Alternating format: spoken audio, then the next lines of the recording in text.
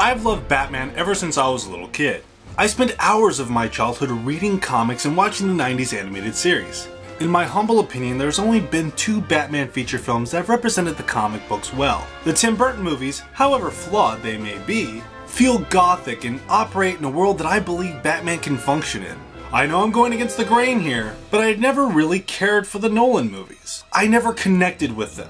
The realistic setting, to me, ruins Batman. And since it seems like Hollywood is going to take this so-called realistic approach to every DC superhero movie, I find myself going back to the comics or seeking out fan films like the Batman Chronicles. I've always really appreciated fan films, ever since I saw Batman Dead End in 2004, which blew my mind as what fans could do with their passions. Since then, I've seen a number of fan films, my favorite of which is Batman City of Scars. Perhaps I'll review that someday, but for right now I want to talk about the Batman Chronicles. The series stars Daniel Petruccio as Batman and Anthony Misiano as the Joker. You may recognize Anthony Misiano from his web series, Real Butter, and his incredible cosplay as Harley's Joker. I first heard about this series through Facebook, and I'm still kicking myself for not donating because one of the rewards was a DVD with the first 3 episodes with bonus features, and man would I have loved that.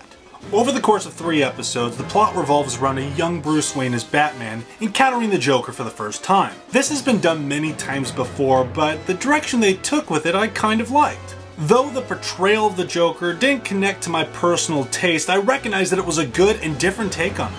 Now, I'm not going to be harsh about their acting. I know from experience that putting together a project like this is extremely difficult. And when it comes to fan films, I think it's just silly to critique performances. And honestly, the actors who played Batman, Gordon, and Alfred were decent choices, and they all had their moments to shine. This show looks amazing. The cinematography and lighting is executed beautifully.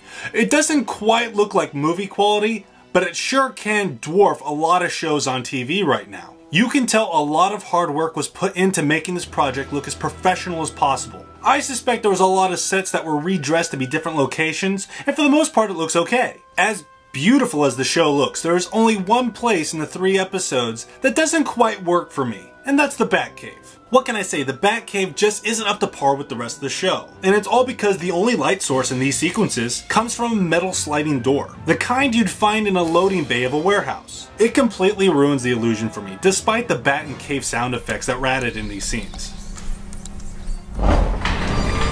I think it probably would have looked better if they had the background entirely engulfed in darkness, with the only source of light coming from the Bat computer. Perhaps key in a model cave in the distance to create a sense of style and scale. But what do I know? In conclusion, I think this was a terrific fan series. It was short but sweet and left me wanting more. It was nice seeing a smaller scale Batman story, and I hope they make more. I'd really like to see DC take notice of a fan series like this, and see the potential that they have. Perhaps act as producers and let the fans do what they want in a long-running web series. I recommend you check it out. You may like what you see. I'm Joey Hollywood, and that was my review of The Batman Chronicles. If you like this video, let me know by leaving a comment. And be sure to hit that subscribe button. If you'd like to learn more about Joey Hollywood Films, be sure to like my FacialBook page and stalk me on the Twitter. Be sure to check out my Patreon page.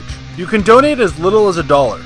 Every little bit helps. The money will go to the production of my first feature film, which I plan on shooting in the summer of 2015, and to help improve the overall quality of my videos. Thanks for watching, and while you're at it, why don't you check out these other videos.